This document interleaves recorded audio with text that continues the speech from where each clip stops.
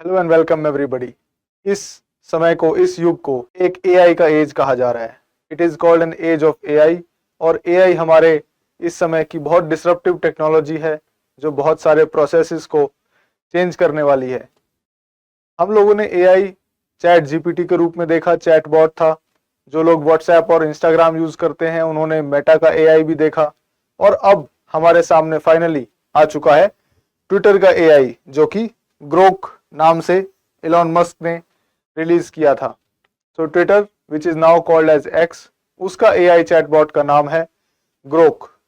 और इस ग्रोक को जब से ये रिलीज किया गया इंडिया में, उसके बाद से ये कंट्रोवर्सी में है, अपने जवाबों की वजह से, अपने ह्यूमरस जवाबों की वजह से और अपने पॉलिटिकल ओपिनियनेटेड जवाबों की वजह से। तो आइए आज हम देखेंगे कि ग्रोक क्या है और इसके रिगार्डिंग कंट्रोवर्सी क्यों हो रही है। इसने ऐसा क्या किया एआई ने अपने रिलीज होने के कुछ ही दिनों में जो कंट्रोवर्सी में आ गया। और हम इसका कंपैरिजन करेंगे चैटबॉट, डीप सीक और मेटा एआई जैसे अन्य चैटबॉट्स के साथ, so that we understand why is it different and why it is special from others.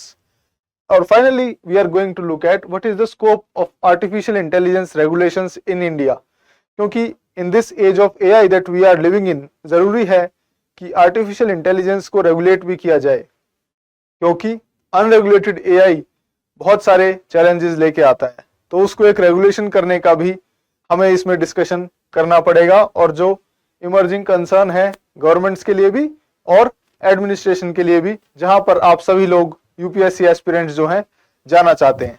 तो बिना किसी देरी के देखते हैं कि ग्रोक को क्या कहा था एलॉन मस्क ने। एलॉन मस्क जो ओनर हैं कंपनी एक्स के, एक्स लोगों को पता होगा कि ट्विटर भी कहा जाता था उसको पहले। तो Grok is deriving it's name from a science fiction novel that is stranger in a Strange land. तो ये एक नॉवल का नाम है जिसमें से ग्रोक का जो नामकरण है वो किया गया है। तो Robert A Heinlein is the writer of this novel Stranger in a Strange Land. यहां से ये ग्रोक नेम लिया गया है। और ग्रोक का मतलब है to fully and profoundly understand something.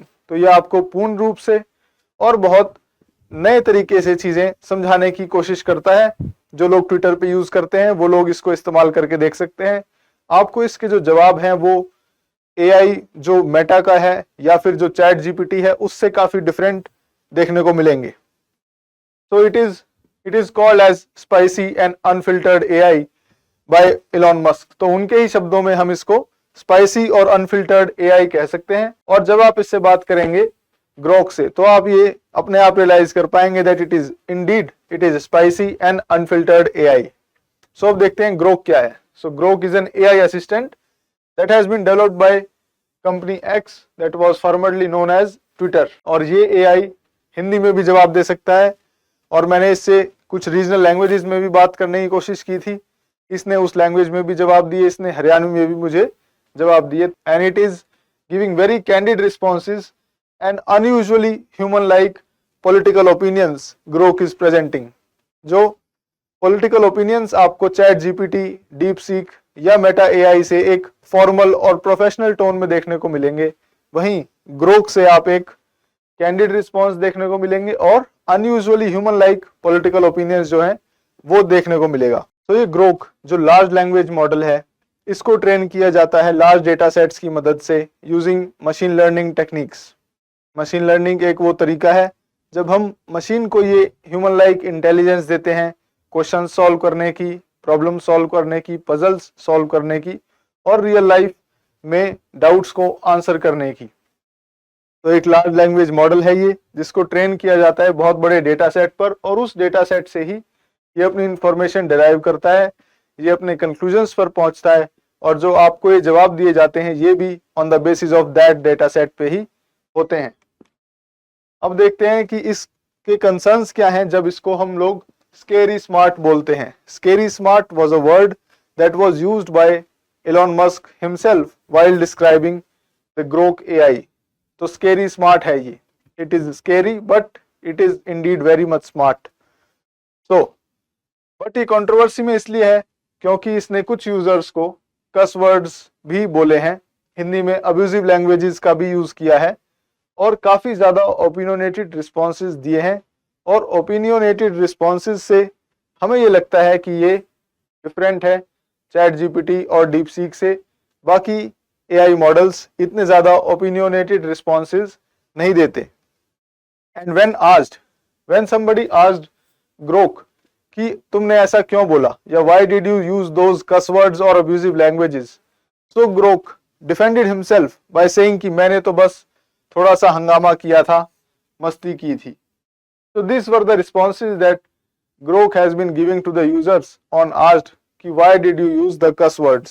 So Grok is showing the artificial intelligence abilities, the generative artificial intelligence abilities to mimic human like language patterns. मतलब इंसानों की तरीके से वो language pattern exhibit कर सकता है, and it is giving an explicit और aggressive tone to its answers. तो एक aggressive और explicit tones में इसके आंसर हैं, इसलिए इसको हमने स्केरी स्मार्ट बोला है। बहुत सारे कंट्रोवर्शियल क्वेश्चंस पे जिन पे डीप सीक आंसर नहीं कर पाता, जिन पे चैट जीपीटी एक फॉर्मल और प्रोफेशनल आंसर देके बहुत कम शब्दों में रुक जाता है, वहीं जो ग्रोक एआई है, जो ग्रोक का टूल है, वो काफी डिस्क्रिप्टिव आंसर्स दे रहा है कंट्रोवर्शियल क्वेश्चंस पे भी, इसीलिए इसको स्केरी स्मार्ट कहा गया होगा।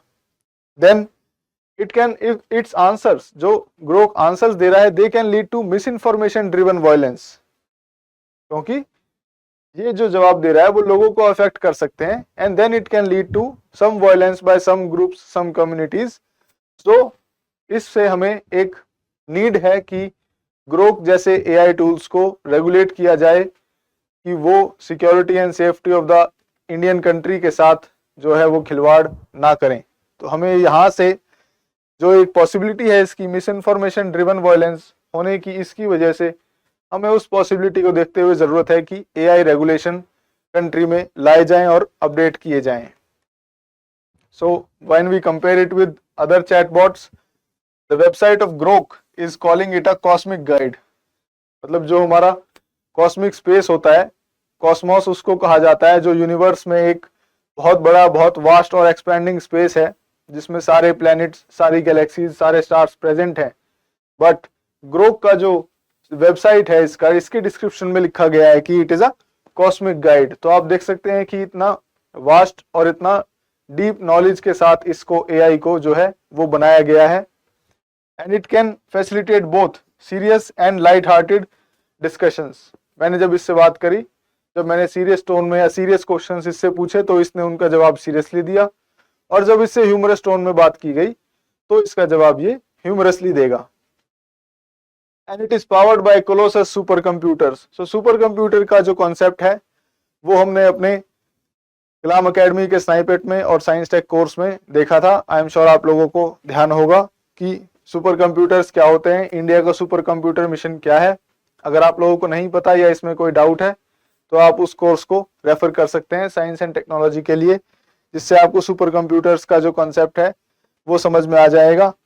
और कोलोसस सुपर कंप्यूटर से पावर किया गया है ग्रोक को, and it is focusing on analysis of real time data. बाकी जो एआई टूल्स हैं उनका एक कट ऑफ डेट होता है कि उस डेट तक का डेटा फीड किया गया है, उसके बेसिस पे वो रिस्पॉन्स दे रहे हैं। बट ग्रोक के केस में ऐसा नहीं है। ग्रोक को रियल टाइम डेटा फीड किया जा रहा है, जो डिस्कशंस ट्विटर पे हो रहे हैं या जो न्यूज आर्टिकल्स लिखे जा रहे हैं या जो और अपडेटेड कंट्रोवर्सीज हो रही है अराउंड द वर्ल्ड, उन सब से ग्रोक जो है अपडेटेड है। And it is providing tailored responses based on those updated information. तो ये जो है आउटडेटेड इंफॉर्मेशन नहीं ले रहा, ये रियल टाइम इंफॉर्मेशन के बेसिस पे अपने रिजल्ट्स यूजर्स को दिखा रहा है।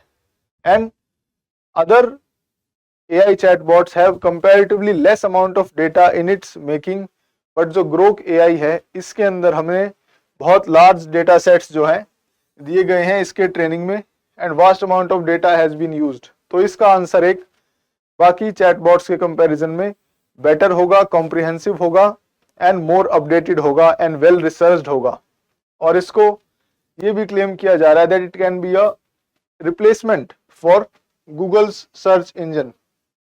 जैसे हमें कुछ ढूंढना होता है तो हम गूगल पे जाते हैं और सर्च करते हैं, पर अब जो ग्रोक है इसका जो डेटा सेट इतना ज्यादा है, इसके जो रिस्पॉन्सेज इतने टेलर मेड रिस्पॉन्सेज हैं, विटी रिस्पॉन्सेज भी हैं, ह्यूमरस भी हैं, एंड ओपिनियनेटेड भी हैं।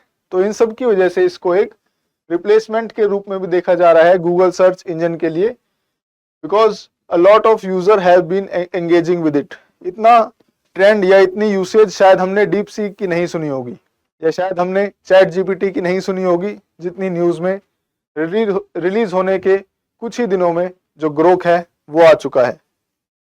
तो it has more edgier, humorous and a bit rebellious response, whereas chat GPT has a formal and professional tone. तो यही डिफरेंस है इनमें जो ग्रोक को डिफरेंट बनाता है और स्केरी स्मार्ट बनाता है। स्केरी स्मार्ट एक काफी इंपॉर्टेंट और यूनिक वर्ड है, यूनिक टर्म है। आप इसको यूज कर सकते हैं अपने एसेज लिखते समय, अपने डिस्क्रिप्टिव आंसर्स लिखते समय एआई से रिलेटेड। अब ग्रोक को एक बहुत ही कम टाइम में बनाया गया है, तो आप देख सकते हैं कितने लार्ज स्केल पे और कितना फास्ट मैनर में जो कंपनी एक्स है एलॉन मस्क की, उसने काम किया होगा। अप्रैल 2024 में, just last year, around 11 months back, it was plan to be rolled out. तो ग्रोक की जो प्लानिंग है वो जस्ट 11 मंथ्स पहले शुरू हुई, और आप देख सकते हैं with in 10 to 11 months they were able to roll out such a large language model trained Grok AI systems based on machine learning training. So it has massive supercomputing powers allowing it to function in 3 modes. अब Grok हमें ये भी सहूलियत प्रदान करता है कि इसको हम लोग 3 मोड्स में इस्तेमाल कर सकते हैं। जैसे आप चैट जीपीटी देखेंगे तो उसमें आप एक क्वेश्चन पूछेंगे और आपके पास जवाब आएगा, ऐसा ही मेटा एआई में भी होता है। लेकिन ग्रोक आपको चॉइस देता है, आप सेलेक्ट कर सकते हैं कि कौन से मोड में आपको बात करनी है। जैसे first is the big brain mode, second is the think mode and third is the personality mode. तो ये मोड आपको चूज करने से डिफरेंट रिस्पॉन्सेज मिलेंगे according to your customed tailor made requirements. जैसे जब आप बिग ब्रेन मोड यूज करेंगे तो कंप्यूटेशनल रिसोर्सेज जो हैं वो यूज किए जाएंगे टू हैंडल कॉम्प्लेक्स टास्क। अगर आपने कोई बहुत बड़ा मान लो पजल दिया इसको एआई ग्रोक को, तो ये जो है बिग ब्रेन मोड यूज करके उसका जो कंप्यूटेशनल रिसोर्सेज इस्तेमाल करके एक कॉम्प्लेक्स पजल, कॉम्प्लेक्स टास्क के कंक्लूजन पे पहुंचेगा। तो ये एक इसका स्पेशलाइज्ड मोड है for complex tasks. Then we have think mode. So जब आप इसको थिंक मोड पे इससे कुछ पूछेंगे, whether be it arriving at certain decision or whether be it preparing something which has a lot of steps involved, तो ये think mode में एक स्टेप बाय स्टेप रीजनिंग जो है वो प्रोवाइड करता है यूजर्स को कि first this should be done, then this should be done, then you will achieve this. So ये थिंक मोड में जो है step by step reasoning provide करता है। तो आप देख सकते हैं कितना ज्यादा ये रीजनड एआई है जो स्टेप बाय स्टेप एकदम ह्यूमन थिंकिंग की तरह जवाब देता है। Then we have personality mode. तो पर्सनैलिटी मोड जैसे इंसान की पर्सनैलिटी होती है, कभी आपको गुस्सा आता है, कभी आपको अच्छा लगता है तो आपका मूड अच्छा होता है, इसी प्रकार से जो ग्रोक एआई है इसमें पर्सनैलिटी मोड चेंज करने का ऑप्शन है। जैसे रोमांटिक पर्सनैलिटी आप इसकी सेट कर सकते हैं, आपको ये रोमांटिकली बात करेगा, रोमांटिकली चीजों के जवाब देगा, और आप इसको प्री डिफाइंड पर्सनैलिटीज का इंस्ट्रक्शन देके भी बात कर सकते हैं, चूज कर सकते हैं कि ये आपके साथ कैसे बात करे, whether it should act like an elder brother और लाइक अ टीचर और इन अ रोमांटिक पर्सनैलिटी और इन अ suppose we have to talk in a happy tone, then it can be for happy and jovial personality as well, so as to lift up your mood। तो ये personality decide करने की जो सहूलियत है वो भी ग्रोक के द्वारा आपको प्रदान की जाती है। Then what are the challenges? Why it is in news? So it is in news because it has given some controversial opinions, and due to those opinions there was a use of this section 79(3)(b. This section of IT Act was used by the government to take down certain contents from the answers of Grok। तो Grok ने जो कुछ answers दिए उस content को take down करने के लिए गवर्नमेंट ने 79(3)(b का IT एक्ट का ये वाला सेक्शन जो है वो यूज किया। It comes into play if an intermediary यहाँ पे जैसे कंपनी एक्स है जो ग्रोक को चलाती है, so company X, if they are not removing the objectionable contents as per the order of authorized government bodies, तो गवर्नमेंट बॉडीज के ऑर्डर अगर कोई कंपनी फॉलो नहीं करती ऑब्जेक्शनेबल कंटेंट हटाने के लिए, तो इस सिचुएशन में 79(3)(b सेक्शन का यूज किया जाता है और वो ऑब्जेक्शनल कंटेंट रिमूव करवाया जाता है उस प्लेटफॉर्म पे से, उस इंटरमीडियरी के प्लेटफॉर्म पे से। लेकिन अब कंपनी एक्स की तरफ से, इलॉन मस्क की कंपनी की तरफ से इस सेक्शन के यूसेज को चैलेंज किया गया है कि जो गवर्नमेंट है वो सेक्शन 79(3)(b को यूज नहीं कर सकती, बट उन्हें सेक्शन 69A यूज करना चाहिए उस ऑब्जेक्शनेबल कंटेंट को टैकल करने के लिए, उस ऑब्जेक्शनेबल कंटेंट को हटवाने के लिए। तो section 69A it is again of the information technology act. ये काफी इंपॉर्टेंट एक्ट है, डायरेक्टली पूछा भी जा चुका है मेंस एग्जाम में। काफी इंपॉर्टेंट जजमेंट है इससे रिलेटेड, श्रेया सिंगल जजमेंट। आपको ये चीजें पता होनी चाहिए। कंप्यूटर्स में आईटी रिलेटेड डेवलपमेंट्स जो हैं वो साइंस एंड टेक्नोलॉजी में कभी भी पूछी जा सकती हैं क्वेश्चन के फॉर्म में, इवन प्रीलिम्स में भी एक क्वेश्चन बन सकता है ऐसा।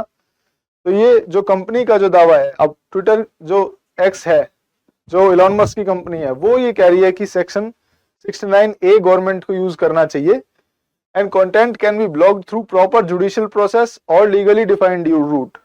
तो वो ये चाह रहे हैं कि जो ऑब्जेक्शनेबल कंटेंट है उसको या तो जुडिशियल प्रोसेस के through, when there is a order of a court, उसके थ्रू उसको रिमूव किया जाए, या फिर लीगली डिफाइंड रूट के अंदर, that is under section 69A, उसके अंदर उस कंटेंट को रिमूव किया जाए।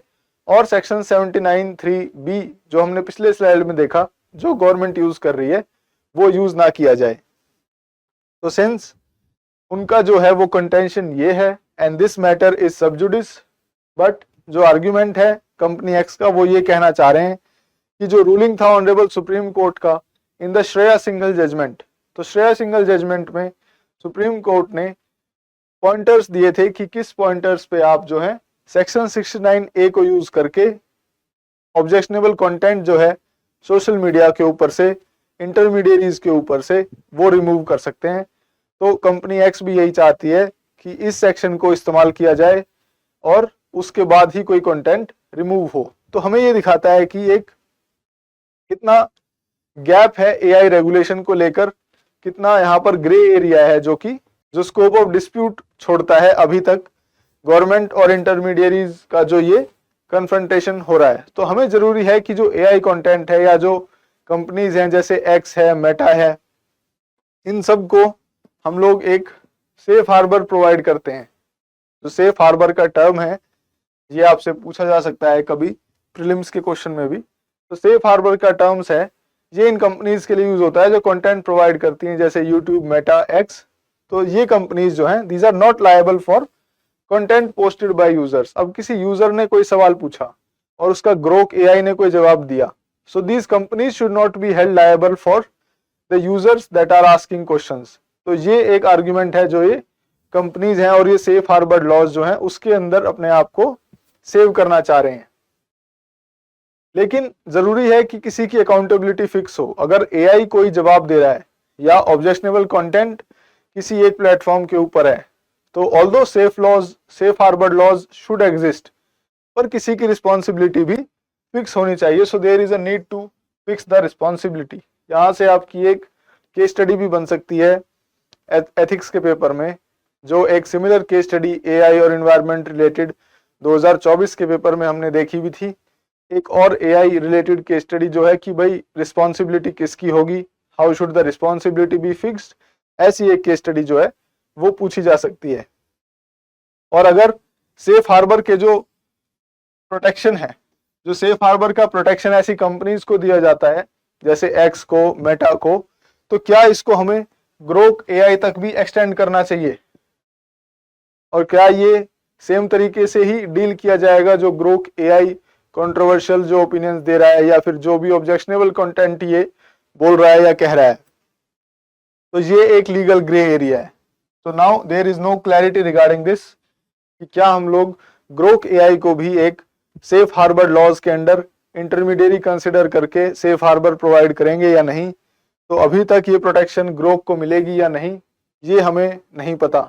सो now there is difficulty in pinpointing the responsibility. तो किसको हम रिस्पॉन्सिबल ठहराए, या तो यूजर को जो क्वेश्चन पूछ के एक ऑब्जेक्शनेबल कंटेंट ग्रोक से निकलवा रहा है या ग्रोक को आंसर के रूप में देने में मजबूर कर रहा है, या फिर उस प्लेटफॉर्म को जिसने ग्रोक को लॉन्च किया है जैसे कंपनी एक्स, तो यहाँ पे किसकी रिस्पॉन्सिबिलिटी फिक्स की जाए, ये क्वेश्चन है जो आज लॉ इन्फोर्समेंट एजेंसीज के सामने है। तो आपका क्या ओपिनियन है, आप क्या सोचते हैं, वो आप कमेंट में शेयर कर सकते हैं कि आपको क्या लगता है किसकी हमें रिस्पॉन्सिबिलिटी फिक्स करनी चाहिए अगर कोई एआई मॉडल जो है जैसे ग्रोक एआई मॉडल है ये ऑब्जेक्शनेबल कंटेंट जो है वो जवाब में दे रहा है, तो किसकी रिस्पॉन्सिबिलिटी फिक्स होनी चाहिए, आप इसे कमेंट कर सकते हैं।